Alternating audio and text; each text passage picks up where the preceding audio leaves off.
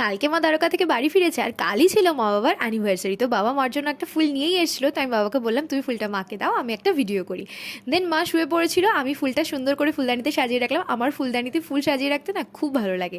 আর আমি ভেবেছিলাম মা আমার জন্য অনেক কিছু নিয়ে আসবে, কিন্তু মা বললো ওখানে তেমন একটা দোকানপাট নেই। তাও মা কী কী এনেছে সেটা তোমাদের সাথে শেয়ার করি।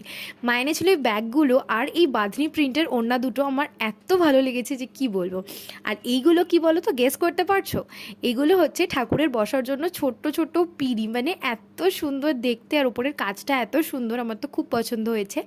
আর তারপরের এই জিনিসটার জন্য না একটু মার আর আমার মধ্যে রাগারাগিও হয়ে গেছে। এই উইন্ড চাইমের মতো জিনিসগুলো মা এনেছে সিংহাসনের সামনে টাঙানোর জন্য, কিন্তু আমি মাকে বলেছিলাম যে এগুলো আমি আমার ঘরের দরজাতে টাঙাবো, কিন্তু মা বলছে না। আর তারপর তোমাদের ভিডিওতে দ্বারকাধীশকেও দেখিয়ে দিলাম, তোমরা ভিডিওতেই প্রণামটা সেরে নাও। আর দ্বারকাধীশের প্রসাদও এনেছিল দুটো বড় বড় প্যাকেটে। আর আরও একটা জিনিস এনেছে যেটা তোমাদের সাথে আমি পরের ভিডিওতে শেয়ার করবো। আজকের মতো এইটুকুই, বাই।